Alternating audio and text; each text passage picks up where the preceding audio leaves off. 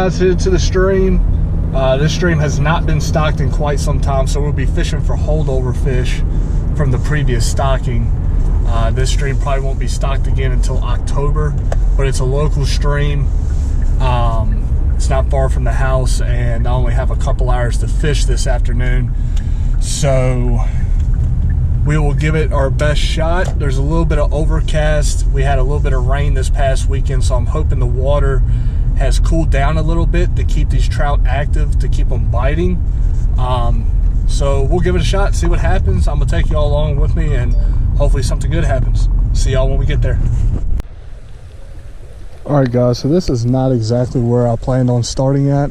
I still got quite a ways to walk, but I just can't help but fish in front of this tree right here. So all we're throwing today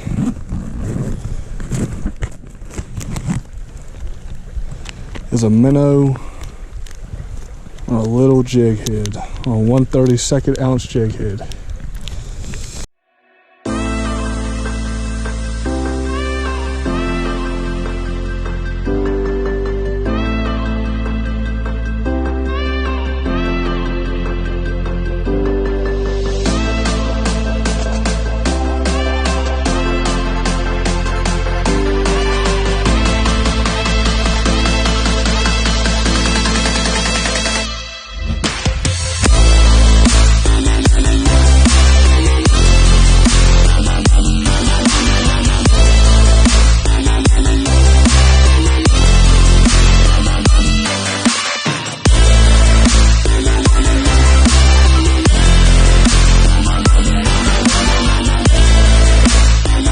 Alright guys, so we're going to head to the next spot.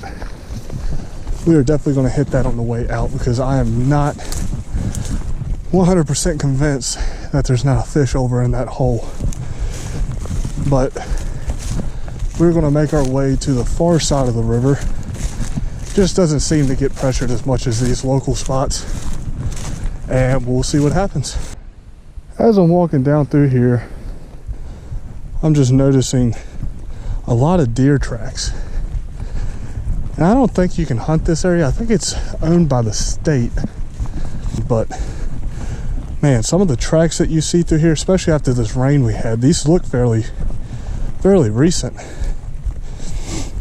I would love to be able to bring my climber in here, see what happens. I'm sure there's some monsters tucked away in these woods.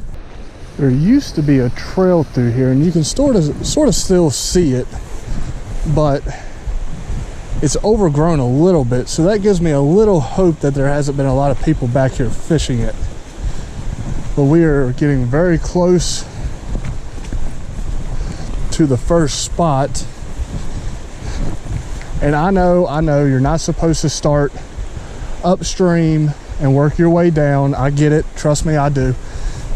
It's just, I don't have a lot of time to fish, and I'm trying to cover as much water as possible. So I'm starting up here at the farthest away I can get from the vehicle and working my way back. So I walked a little bit farther than usual, but I'm just trying to get a couple fish on camera for you guys.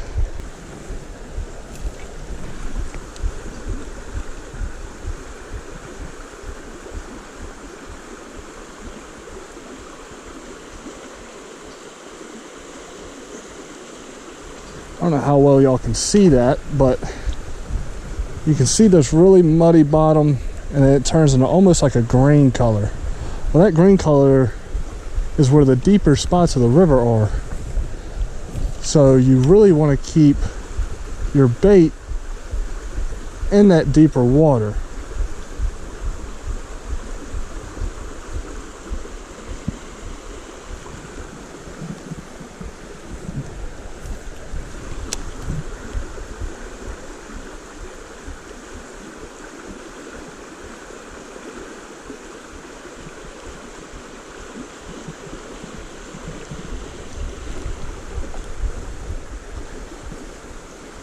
I'm going to try to make this next cast into that still water over there and work it back into the current. And that's what I get for doing that.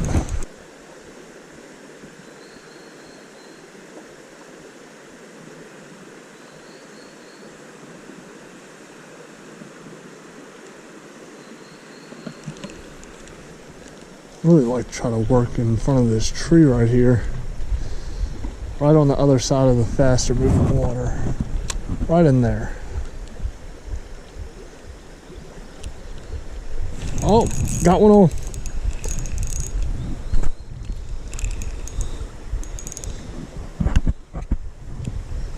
First fish, baby. First holdover fish at this river.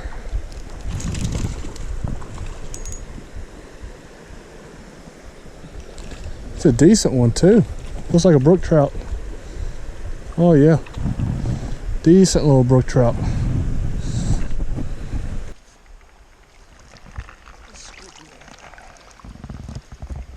Look at that, guys. First fish of the day. Not a terrible one.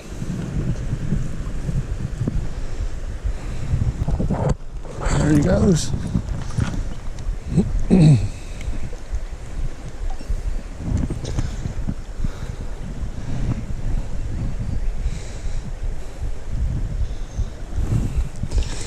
First fish of the day.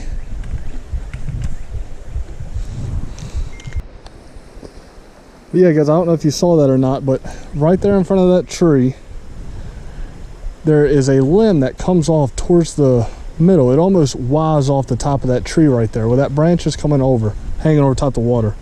I cast it right in front of there and sort of just bounced it along the bottom right there, working it beside that tree limb, and I could actually see that brook trout come out and attack it from underneath of that tree limb.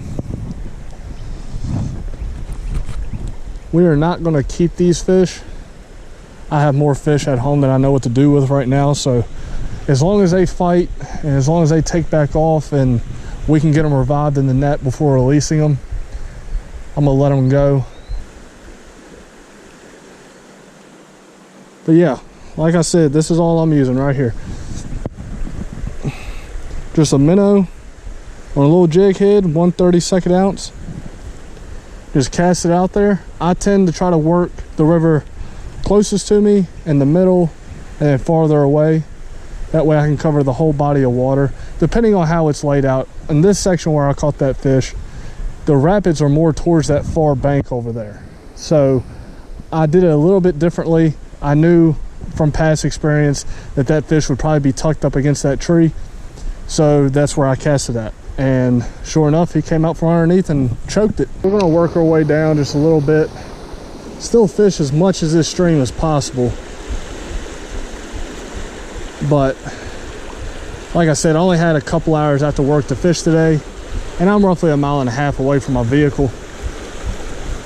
So I don't want to be stuck out here after dark. So we'll fish it as thoroughly as we possibly can, but we're definitely going to start moving a little bit faster, and hopefully we can get another bite.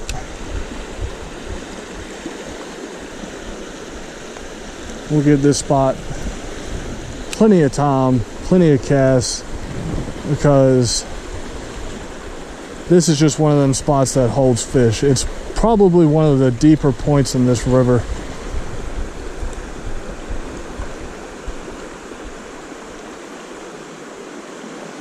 And we're right in between two sets of rapids. We got this one right here and that one down there.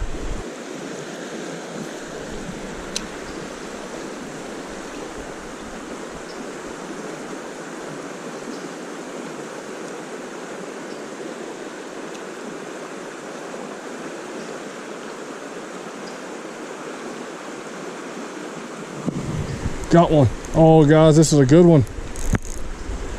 This is a really good one. Really good one, guys. Really good one. And I'm only using a 6-pound test.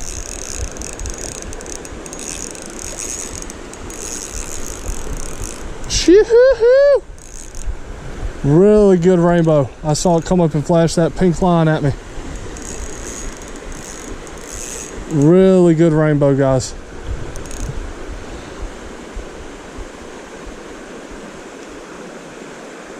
Oh, he ain't ready to come in yet. So I don't know if y'all can hear that, but he is stripping drag on my reel right now.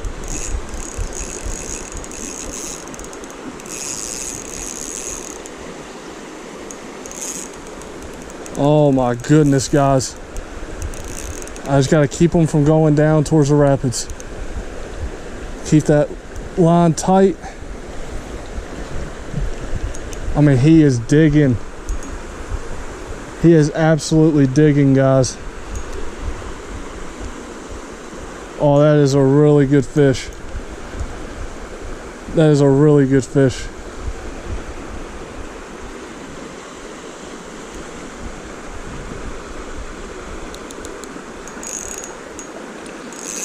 Just digging.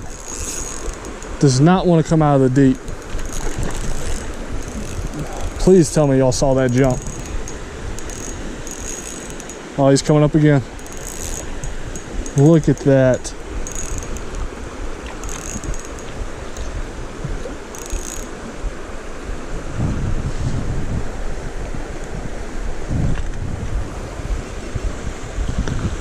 Come on, girl, get in the net. There we go.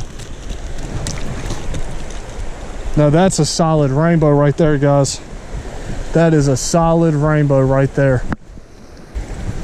Look how beautiful, beautiful hatchery fish. Come on, girl. Let me wet my hands real quick.